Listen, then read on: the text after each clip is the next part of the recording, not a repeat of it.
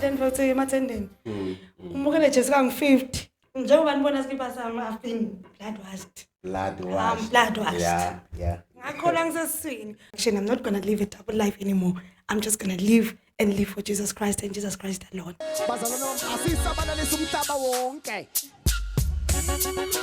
Angivusele namuhla umbukele ekhaya lo nivusela ko nguyesifiso wakamaphalala walapha kaHlatsi konjinila eNew Nazareth. Namuhla sisehlelweni lweAfrican Sermon Central. Angihambi ke ngedwa namuhla ngine guest angithathele thuba ngivusele bese ngithi ayivusele naye kumbukele ekhaya. Sanibonani babukele emakhaya, unjani Nceko?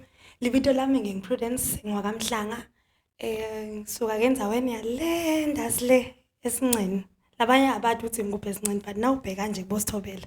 Ngilapho ke ngichamuka khona. So baye bangibide ukuthi ngilemonade bazana igama lengilithole nje khona laba bukeli but nje that's all and I'm so excited to be here today. Siyabonga Lemonade Mhlanga igama lakhe ke lelatiwa usho njalo ukuthi bathi Lemonade but so selapha igama la Lemonade. Long story lens. Bengihlabela isekhula back in the day, so I got that name, la Lemonade. Ngase sengiyalithatha ke nang sengilibisa ngala ngoba vele abantu sebajwayele ukuthi hawu Lemonade Lemonade sebajwayele umbita ngale Lemonade nasekhaya sebangibita ngalo. Okay. It's only me nje lo ngibita. Osele phasi. No siyabonga ke mlaleli mbukele ekhaya sesivile ukuthi sinayenza sewethu Lemonade sis Lemonade uthanza sis Lemonade sinaye sicela kwadi ukuthi ngabe sis Lemonade uyatana naNkulunkulu. Very much.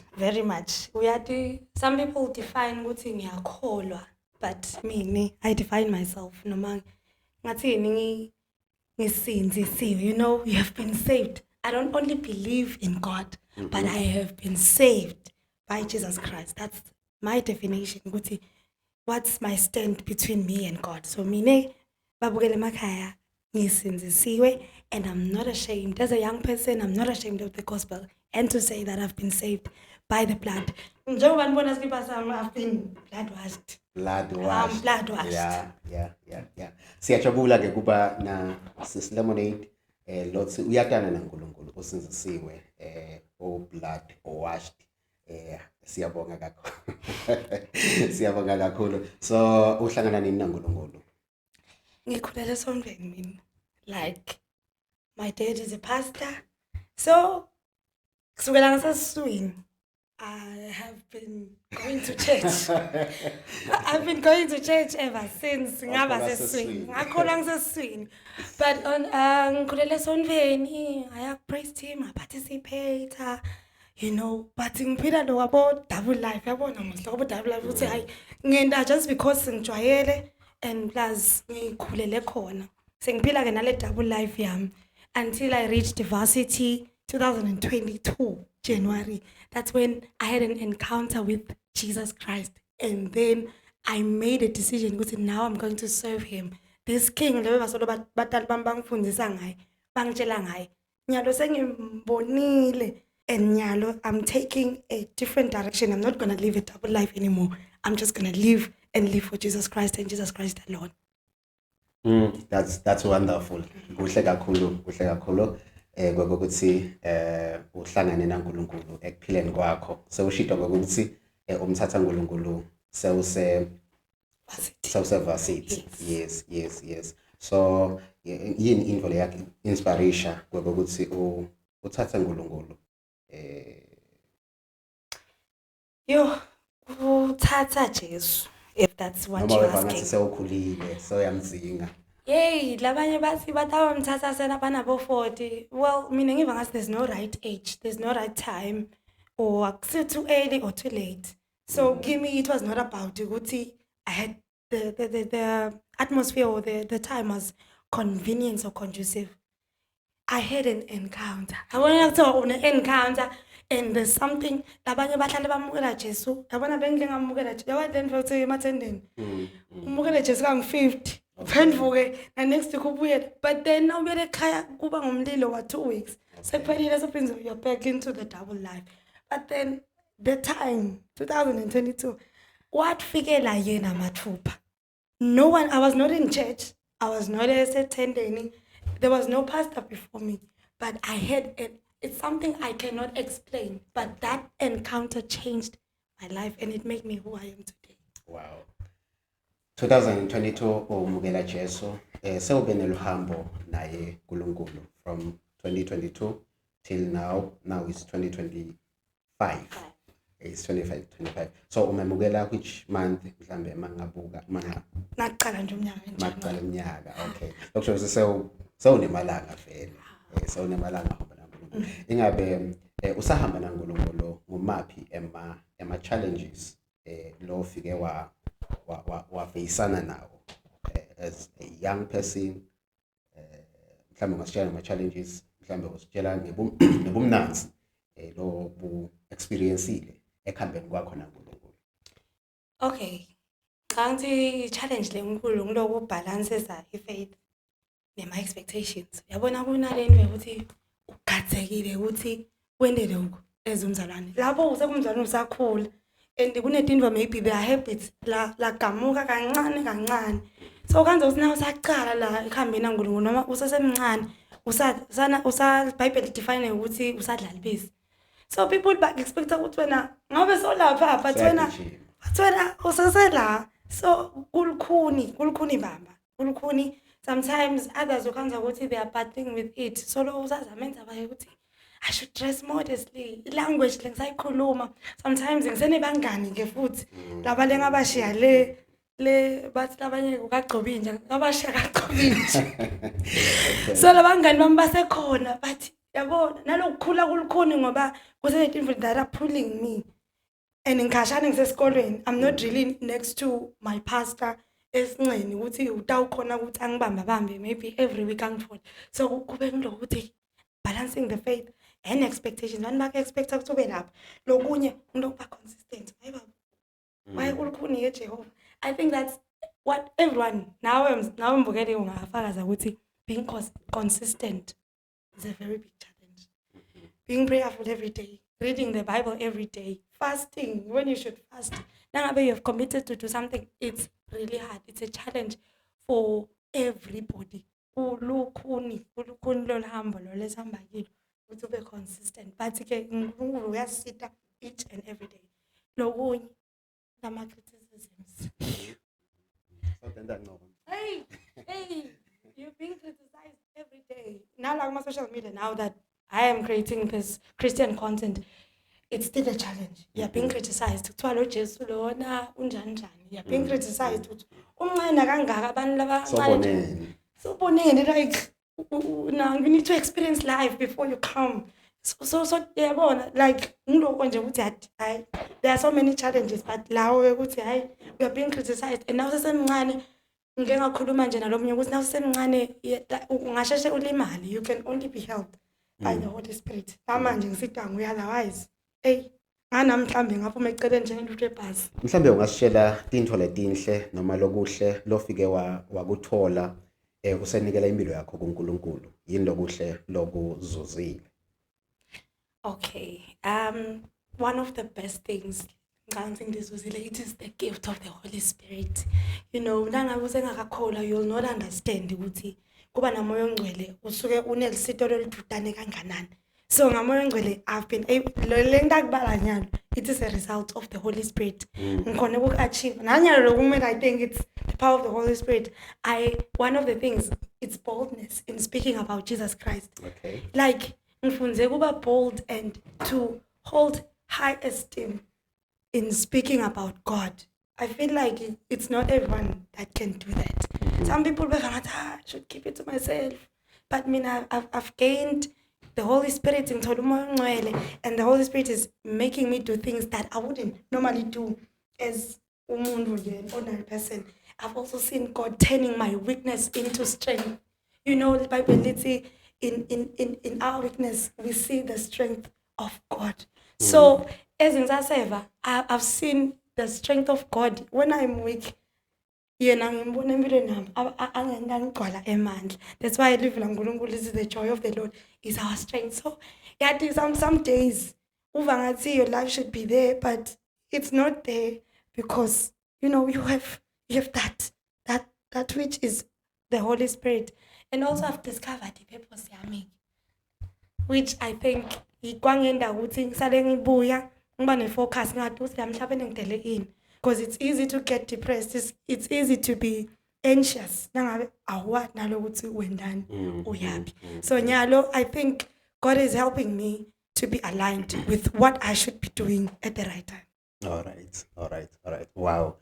Siyabonga mbukeli ekhaya sinaye sisi Lemonade Mhlanga sis Prudence uyasichazela ngempilo yakhe ekholwa netinto lati achivile naleti ngema challenges ekuphileni kwakhe ekuhambeni kwakhe naNkulunkulu. Uthi ke sewuphindze wathola ne-purpose leNkulunkulu amdalela yona. Ngicela ukubuza ukuthi ngabe ngiphi vele le nhloso uNkulunkulu la kudalela yona. Is there anything you are doing for God mhlambe ebandleni? Yes, in my church I'm serving. So siba nema youth services. I'm one of the people that shares with the youth. That particular day, it can be a lesson, it can be leaving. So it gives me so much joy to see young people learning from a young person. So this is what I've been missing, to just see young people like me, tell them about you. Kuze ukuthi society yethu itawushintsha ngoba singumliba lo embili, and little Bible singimicibisholo. So the micibisholo needs to shoot and go straight into the kingdom of darkness, sleep with whatever that the enemy is planting over there. So it brings me so much joy, and I'm also serving music ministry. So I'm seeing God doing wonderful things in my church. So that's just what gives me joy. Okay. Oh, that's wonderful. That's wonderful. Siyajabula kuba nawe sisi Lemonade. Siyajabula nekwakuthi ke you are helping young people ngawo lawo my lessons ngawo lawo nangalo music sewushilo ukuthi music industry lokho ke into lenhle kakhulu. Mhlambe kulama lessons akho lobohle obatshela bona abantu labasha noma ke bantu nje, is it specifically utshela abantu labasha kuphela or nalabadzala uyakhona share the sermon or what lesson actually ngifuna ukubuza kanjani, is it a sermon or So we are depend ukuthi nguphi. So we are doing there's different things for different occasions. Ngeke emngcwabeni uyokhuluma ngehlanyela nekunikela. You see, when usemngcwabeni sikhuluma ngalokho lokubaphethe bazalwane, and if moya ongcwele has sent us to ukuthi bathuthe, but at church sisakhuluma nabantu labasha. Most of the time baya-attend, everyone attends, but then when usakhuluma nabantu labasha khuluma indaba tabo purity, tabo holiness, because we are called to be holy, so let info leto lesethi singathi out of fashion, kanti in fashion, and it is in alignment with what God wants us to do njengabantu labasha. Hayi abantu abasha kuphela, uba holy awubi umuntu omusha, awutigcini umuntu omusha, utigcina ngisho umdzala, because nangabe you are married, utigcinela the person that God has given you. Now umusha utigcinela isilivela uNkulunkulu, ukhathalela kwenkosi. So everyone is expected to be doing something. So nangabe uNkulunkulu anginikete a certain audience, I use that, I use whatever message the Holy Spirit has placed to teach or to preach. Yes, I was saying preach. I thought I was saying but to educate that certain audience. Maybe it's me sharing a word on a Sunday morning. I just do what I've been told, and as I am led by the Holy Spirit. Okay. Yeah, ngicabanga so ngilaphile sawungisipile ngoba bengifuna kuva lapho ukuthi kahle ungumfundisi. No. Hayi no, siyabonga. So ihamba kanjani ke inkonzo yakho ngale ku music? Wenda ini khona, what type of music are you singing gospel. Yes, true. I sing e-gospel. So, well, 2023, Sabago Mother of All Gospel Show Season 1. Shout out to Mother of All Gospel Shows. So that's where I recorded ingoma le khona ka YouTube. Wow. It's titled Gungomusa. We shot and we recorded lapha eMavuso. So ke mbukeli ungavele ungene ikhona ka YouTube ubuke kungumusa ungafika uyithole uyamthola sisi Lemonade. Yeah. So bayabhadala into. Awazalwana kuda akubhadalisa. I don't charge for ministry. Bese ngifuna ngokuthi mabakubhuka mhlambe mangabe ubhadaleka ube khona nami percentage ngoba sesibatshelile balaleli ukuthi no qhubeka ukuthi ke uqala ku music. So siyeke Mother of All Gospel Shows is a shooter, and then we recorded, and then we are just going and ministering where God is leading us to minister.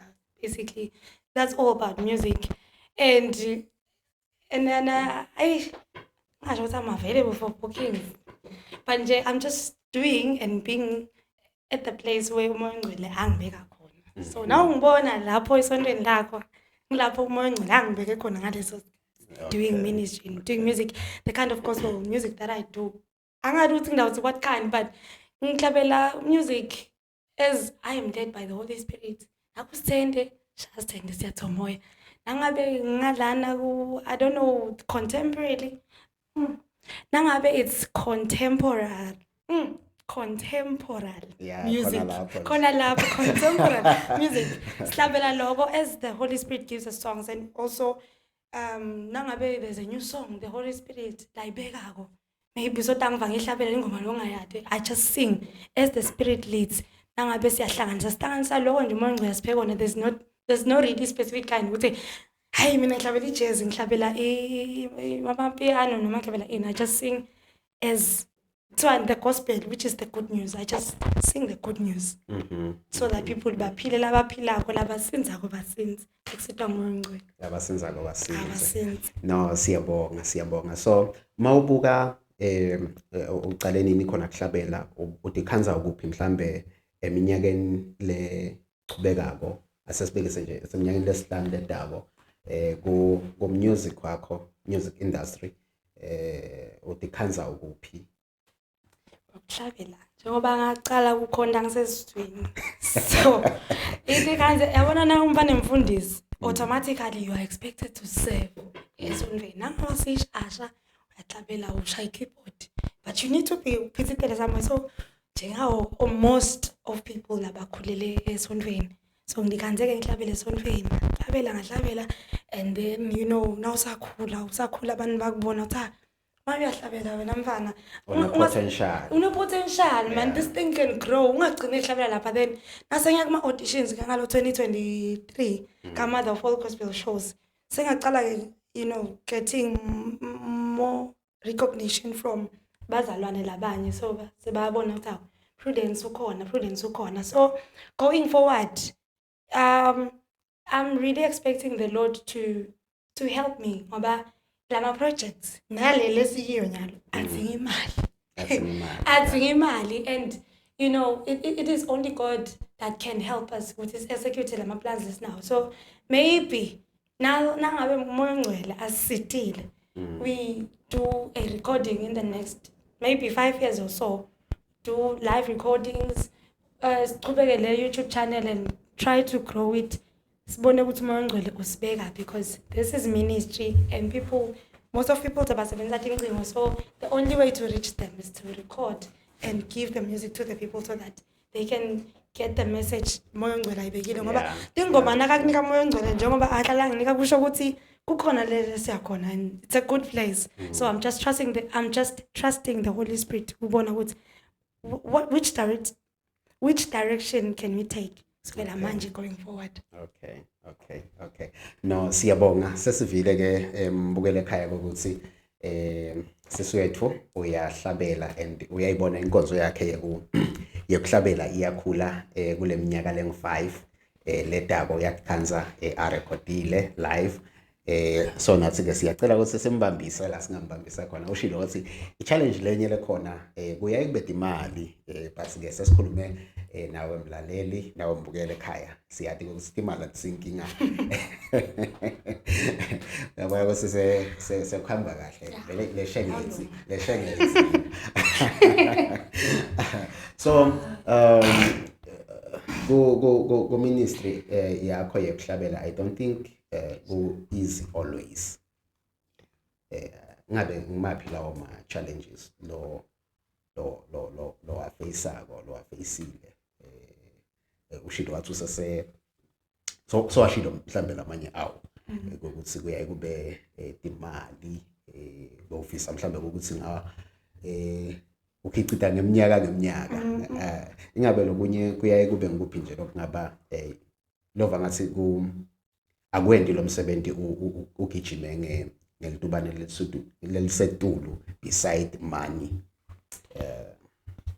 ngicabanga ukuthi it's almost a challenge for every artist out there ukuthi lo msebenzi we industry awuthatheke serious kuba ngathi bantu nje laba kani it's a calling it's more like I recognize njengemuntu lo valuable nasesontweni kuba ngathi ngilabo bantu bepraise ngisho abafundisi babekisa kubekiswa ngalabo bantu ukuthi ngilaba nje labahlabelako so I think like asathatheke serious like nale ministry ethu ngiko sometimes okanje ukuthi ayikhuli ngoba kude lo lokuthatha serious nale ndvolo yendawo kuba ngathi baningi abantu labahlabelako so nawe asikungcingi ungafika wendlule so bantu ngiba ngathi people should start recognizing ukuthi music it is a ministry you are preaching to the people so now ushumayela uNkulunkulu kukhona la soke akubeke kuwo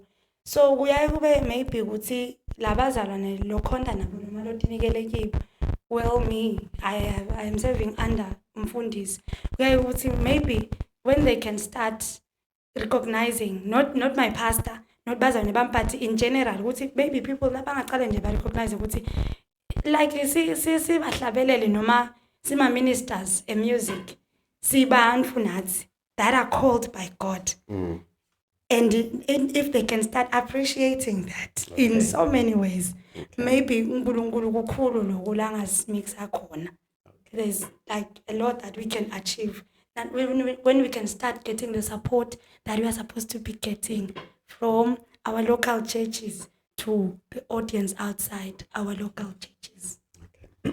Can you just encourage someone lo artist njengawe mhlambe lo sazama kusukuma nanga lama challenges lo so abalile but kufika kuchujekwe kiwe phambili can you just encourage that person ukuthi angendali nje ukuze abe mhlambe la ukhona khona nisona solo sachubeka awukeke mhlambe lomnye so uke wazama wema ngenxa yato le dot inkinga labhekene nato asomtshela ukuthi angenda njani lithi live la uNkulunkulu there's nothing more that I can add to that those who wait on the Lord they shall have their strength renewed. Okay. I've been sharing this and I'm saying it again. Kuthi nangabe emandla ayaphela for anyone, for everyone. Nalabafundisi bethu baphelelwa ngemandla. Anyone else who has a ministry uyakwazi lo ukuthi emandla ayaphela but akusendi lo ukuthi bese sesiyema. We continue.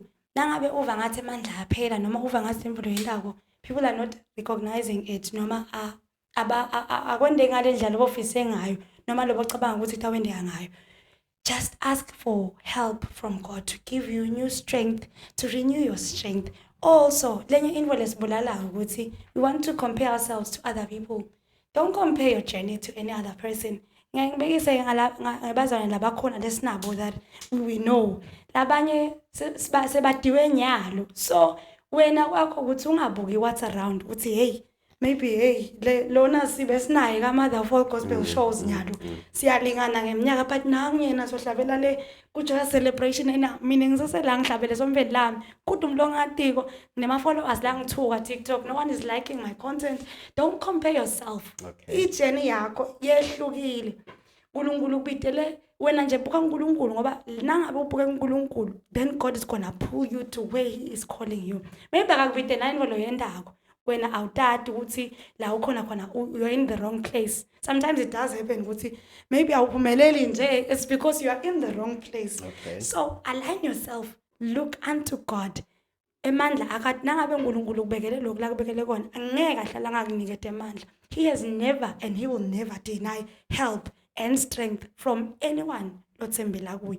So please nalokuthi ke ungafuni kulingisela bamvu mama ungafuni ihlabelisa kwaThesha Coves wena Nkosi yami ungilemonade na ungisiqiniseko nangabe ungithobile you are just you wena uhlabela ngendlela uhlabela ngayo nangabe uyashumayela ngendlela ushumayela ngayo and it's okay if it's something that people have not seen before. If uhlabela ngathi live lakho lingene ekhathe emgodini it's your voice, just accept it. So Dumi Mkokstad, you are not Dumi Mkokstad. You are you. Remain you. Bese uhlala uNkulunkulu and stick to what God is telling you ukuthi ukwende. Wende nje lokho and look unto God. Nothing else, nothing more. Ngifuna kubuda ke kuwe ngoba ukuthi ingabe kudeyini lo munye lo artist lo sa phambili lo be yi role model yakho. Ingabe what about that? Can you encourage someone ngokuthi unayo uyayiva le calling akati ukhuluma ngekuthi align ukuthi angete athi nangizana yini athi align with someone lo savele a recognized ku industry ya music lokungenda kukhule le ministry yakhe yokuhlabela. Okay, well, first question was who am I looking up to musically? I have two people abekho la ngizayengibabone but I love their ministry because ngiva ngathi batinikele emsebenzini wabo laba wendako. Naba bazalwane base Nigeria, it's Victoria Orenze and Nathaniel Pass, the pastor. So ngiva ngathi kulo msebenzi abawendako batinikele and when you are looking back now buka the ministry from way back you can see ukuthi uNkulunkulu if God carried these people from where they were and to where they are right now. Shoti nami as a young person God can carry me and take me maybe beyond to where he has taken them njengeba ministers. And also maybe kuyasita nalokuba ne move. Second question, kuyasita nalokuba ne move an artist, a pastor or someone that you look up to. Yes, it's good to look up to Jesus, but it's also good to have bamvu. It can be someone from your church. It can be someone who has already made it. Well, Nasisa under the mentorship, Mother of All Gospel shows, I was privileged also to have Duduzomat to akhulume, and some of these things last ones that done during the mentorship and during the time beslapha, they are still making sense to me and they are still making me grow. The way you should conduct yourself as a minister, the way now lapha would say what are you expected to do, because sometimes you maybe uyenda award, sometimes you are to cancel uyohlabela uvete like akati kahle hayi ukuthi maybe uyahlabela lapha uyahlabela lomnye akati, so uyatsinga kube nabantu abadzala that have already made it to look up to bakutshela ukuthi na uyalapha uqoka uhlonipheke. Lento loyikhuluma it needs to make sense. There are songs that you cannot sing but you cannot sing because they don't make sense. Now music minister, you are preaching, you are ministering to the people, so you can't just say anything or sing anything. So uyabatsinga either personally or social media. You can use people videos, you can like get the mentorship online. So have a person, have people that you look up to and that their messages make sense to you. Thank you. Ngiyakholwa ukuthi bukele ekhaya uyasitakala na loyo losazama ngokuthi abuyele aquicken back kule industry yaka music utawubuya umlaleli nembukela ekhaya.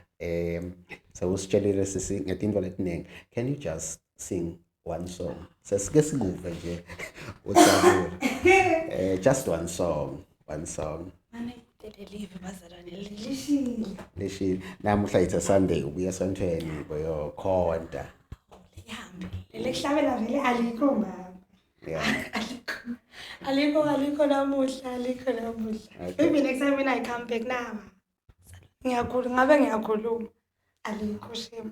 Okay. Hayi ke senidivele nani babukeli kokuthi namuhla uyasidoja uthi alikho livi kepha ke ngeke size simcinzetele sitawuvele simmele kokuthi ke next time makabuya Abuya sekune keyboard futhi. yeah sitawubuya sekune keyboard avele nje asikhonte futhi ke ngeke asasikhonta ngoma yinye lapho asikhonta ke ingoma letiningi ngoba iyona nkonzo yakhe umuntu ke into la kayendako akakhathali kuyenda into le kuyinkonzo yakhe akakhathali kuyenda siyabonga nje sisi ukuthi utinikele at young age ungene kuNkulunkulu uphinze ungene enkonzweni so ba encourage nebantu labanye labancane ukuthi bangaqhubeka bamkhonde uNkulunkulu ngalesipho la naso mhlambe usibalele tipho letimbili uNkulunkulu lakuphesona uphinze ufundzise ingabe which lesson or what lesson can you give namuhla nje just short lesson kubantu labasha kubantu labakhona balaleli emakhaya. Kufishane, there's something that my father told me in University. Someone uthi ubusisiwe umuntu longatithathi deluleko tebedukisi. Like now ufunda yonke le chapter ikhuluma ukuthi umfulo ubusisiwe ngilonjani. So nangabe ungumuntu lomusha and utimisele ngekuthi ufuna kubona likusasa lakho lishayina liqhakazile and you have dreams and visions akumani kube ngikhaphuma. It doesn't always happen like that. Kunetinfo that you need to give up. Kunebangani, there are people, there's company that you need not to associate with. Kunetinzawo lokufuna wena ungatholakali khona. You can't be everywhere as a young person because there's somewhere that you're looking. There's somewhere lokufuna ukuthi wena as a young person ube khona. So I'm gonna tell you what my dad told me. Kuthi ke uNkulunkulu uthi wena nangabe utigcina utibeka uti disassociate from things that are not gonna make you succeed, then God yena he perfects everything else that you do. So my lesson is anyone who has set themselves apart from tinvodalo mhlaba, uNkulunkulu is always there to bless your work, whatever that you do. So bantu labasha banemabhizinisi, bantu labasha bafuna kufunda, bantu labasha they want to succeed, they want to do a lot of things, they want to be wonke umuntu ufuna ukuhlala nemakhosi. Emakhosini akuhlali ke noma ngabe yini. So le consecration ayiqalela so that God can lift you and bless you as you go up high. So umuvu uyabusiswa lo ngatithathi deluleko tebedukisi aqhubeke athi lo mbhalo nawufunda uthi ujabula kwakhe kusemthethweni wasimakathi uyajabula asindle ngawo imini nebusuku. So if you do just that, you are guaranteed to have a better life. Ke uNkulunkulu ngimthanda ngawo ukuthi no matter how hard it can seem right now, spade was akhona. Little Bible, the latter shall be greater than the former. Spade was certain for that Jehovah and didn't wait to Jehovah. Sihle all the time. So when just trust in the Lord, disassociate yourself from yonke into nje le yakuphazamisa ama distraction beceleni and bese usofocus akunaku lo yakhona. uNkulunkulu will definitely bless you as you go and climb up the ladder. Hayi no siyasitakala lokusitakala nami ngibaceleni kwakho kanganani ke umbukeli ekhaya siyakholwa lokho ukuthi naye uyasitakala ngokuthi ungathathi deluleko debadukisi kunaletinye into ukuthi ibeke eceleni, so sitshelile sisi wathi kunetinto ukuthi ibeke eceleni, naye nje kunetinto lathi ibeke eceleni. Usita makaphenduka uShito wathi uphenduka sase varsity. Ingabe bangani bakho lebe bakwati bona before uphila lempilo yakho yakadzeni bona bathini sewuphendukile bathi hayi ngokuthi nje awutawushintsha. I think it's a week after I told them, they said hayi ngokuthi kune-wave le kubambile itawuhlwa lento yakho, but till today I thank God that I haven't changed and I'm still standing on the decision that I made. Where are your friends now? Are they still existing or seba? Awu ngikuthatha olivangeli sesiphila leyo mpilo ukuthi sanibonani manje we don't really talk that much. Yes. Okay, that's great. That's great. So impilo ihamba kahle uNkulunkulu. Ungabatshela nje nabo ukuthi thatha this decision lengayithatha mina. Kube kune keyboard ngabe sengihlabela le ngoma lethi nawe ungamthatha akubiyele. So it's never too late, it's never too early. Nawe nje ungamthatha umende wakho akubiyele. If you are my friend, you've been my friend, you've known me before. Now Jesus Christ has been the king, and I wish ukuthi ngabe wonke umuntu uyayiva this flame and this agency yokuthi sithathe Jesu, ngoba asithathe Jesu njengoba sithakasile unale agency kahle kuyabila. There's something that is calling us closer to home. So if utibambelela asati ukuthi uNkulunkulu akuthatha nini noma utawubuya nini before you make that decision. So ungapostpone, it's never too late. It's never too early. It's never too early, it's never too late. Thank you. So kukhona indlo kwendako nyalo lokungekho related mhlambe emsebenzini noNkulunkulu. I have graduated and now I'm working and I have a small business. I'm a makeup artist. Bamangala bamfu ukuthi hey wena musi we don't always see you in makeup. And no, I do makeup and provide the service to the people. I do makeup sometimes, but then I do provide makeup services. I have a TikTok page, an Instagram page for my makeup business, and also a Facebook page. So people that would want to maybe maybe uyasukumisa, hey esomfeni uyasukunyisa, ayi ngikhona ngibide, I'm gonna pitch your face and you look glamorous for that day lutabunalo. Wow. So got my makeup am I ladies only? What about For I have been doing makeup to guys. okay. Maybe now they're doing my production cool because they're shooting music videos. I also do makeup for not the makeup exotic for the other guys, but the one that is used for my productions. I do for both genders. So don't be afraid to contact me and book me. Okay. Mangabe kunembukelo ofuna ukuthinza lokufuna kwenda leyo makeup, angabe utholakala kuphi? They can go on my socials and send me a DM. I will definitely reply. But that's fine. It's gonna be right on the screen. That's my number. Or you can just send me an email. I've been receiving emails. Now, if you the emails, people do actually write emails to me. It's mtlangaprudence10@gmail.com. So thank you so much. Siyabonga. Okay, I will allow one question from the flow. Siyabonga sis Lemonade. Mina ngifuna kubuta nje ukuthi yini inspire ukuthi deliver message yaNkulunkulu through TikTok, ngoba most of the time khona TikTok simsebenzisela other things. Ngiyabona we makeup artist but lokuningi kakhulu message yaNkulunkulu lo fama kuyiletha ngale ka TikTok ukhulume nabantu abasha.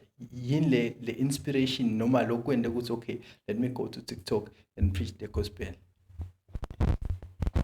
Thank you so much for the question. Basically, inspiration, it comes from social media is a form of an altar. When I wrong about social media, there are things that people say, don't judge me by what I post. So this year I made a decision, no man, I can't be posting something else on my social media as a child of God. kube platform that I can use to tell people about Jesus Christ. And then ngibonga algorithm that it's in my favor ukuthi lokhu bengivele ngikuthandazele ukuthi these messages should go out there. Noma ngabe you are a Christian, but yithi ungena ka TikTok ngene ufuthethelwe live la uNkulunkulu kuze kube bhlungu emehlo, so that togcwala lo Jesu nje sithi nje Jesu bambusuna kuba khama ngaye baze bamadi nana Satan azayivisise lenzaba noma ngabe bekuthiwa TikTok watiwa noma, because I post both on TikTok and on Facebook. So I just want this thing ukuthi yatiwe. Funa Jesu ukuthi aphakame, funa ukuthi atiwe. And it can live la uNkulunkulu lithi kufanele satiwe ukuthi sithi khonti la Christ nebaphathi betimfihlakala. So I just made a decision this year ukuthi I am going to be known ukuthi I am for Jesus. I am Team Jesus. Can't be posting any other thing, but not post or be ashamed. Nga Jesu Kristu kani ngithi uyinkosi yami. So it was just really me post, and then I just post like I'm posting on my status. It's not really about the followers, but I want people to get the message. For those that are discouraged, they need encouragement. God will uniketa the certain message that I need to tell them. So for me, it's just that people should know about Jesus Christ. Yeah, people, they should know about Jesus Christ. I will also allow someone to ask a question. Okay, on your music journey, are you planning to do it commercially or usave? Because ngibona ngathi umuntu osevako, so ngifuna ukuva lapho ukuthi are you planning to take it commercially or uqhubeka usave? Thank you for the question once again. For the music, for me, it's ministry. Angati noma, I understand. For me, it's ministry. I'm not saying it's wrong for anyone who does it commercially. But nangabe moya ngcwele angisita to record and continue, it's all going to be ministry again. It's not for the money. It's just that people must know about lokhu uNkulunkulu akubeke ngakimi. So noma abe ningibona ngirecorda, it's just ministry. And ngiyafisa that God can just expand so that anyone who wants to come, maybe it's a recording, but not ukuthi sita eshowing, but site ku ministry, site ku toseva uNkulunkulu. We are here to praise. We are here ebukhoneni baNkulunkulu, just that. Now siphuma sibuzisekile sonke without including imali ke. But tona tiyadzingeka, but I just kusemthandazweni wami ukuthi uNkulunkulu angiside to just have this thing and do it as a ministry, as a minister. Ngiyendele ministry uNkulunkulu la ngibitele yona. Thank you so much, sister. Usakholwa ke usafuna kwenta umsebenzi waNkulunkulu ngendlela usengayibuka kakhulu imali. Yeah, siyabonga kakhulu sisi. Siyajabula ukuthi namuhla ube nathi elihlelweni lweAfrican Sermon Central. Siyajabula nje ukuthi ube i-guest yethu. Kuneng lese sikufunzile, kuneng lese sikutholile nemlaleli nembukele ekhaya wakuva. Siyakholwa lokho ukuthi kutawuhamba kumsite kakhulu. Siyakholwa ukuthi even next time when you come back sitabe silangatelela kuva ukuthi ngabe ngikuphi lokunye lokukhulu lo siphathele kona. Siyakholwa ukuthi ke utawuphinze usishare next week, uphinze usihlabelele njengoba ushida ukuthi lapho ke cha iyona nkonzo yakho. Nawo ke usawushida ukuthi kunalokunye lokwendako eceleni lokuyi-business i-makeup. Siyakholwa ukuthi nemlalelo ekhaya utakusupport. Utholakala kuphi beside or else uyeda lela khona utomnika i-service? Ngisayenza lama house calls. Okay. Hayi ke kuyevakala uyangena la shito khona emapagini akhe umfole bese sewuyayenda leyo request yakho utawusheshe ete akunikete i-service lo yitsingako. So Siyajabula kakhulu sisi kwangathi uNkulunkulu akaqhubeka akubusise. Singakhuthatha umbukeli ekhaya kokuthi aka like aphinze asubscribe lihlelo lethu lwe-African Sermon Central. Uyalike, uyasubscribe. Lokho ke kutasisita kusite nale program ukuthi ichubeke nokuthi nje sathi ukuthi i-support siyayithola kuwe mbukeli ekhaya. Siyajabula nathi kakhulu, siyambonga uNkulunkulu ukuthi ahambe nathi asigcine, asivikele kuze kube kulesikhathi sita kwenda umthandazo, sithandazele even this program ukuthi ichubeke. uNkulunkulu asikhave aphinze asivikele. Ngiyacela ukuthi sesithandaze egameni lika Jesu. Babe wethu lengcwele siyakubonga, wethembakele inkosi yengadimulo. Sibonga babe umusa wakho, sibonga babe lithando lwakho, sibonga babe kusigcina usivikele.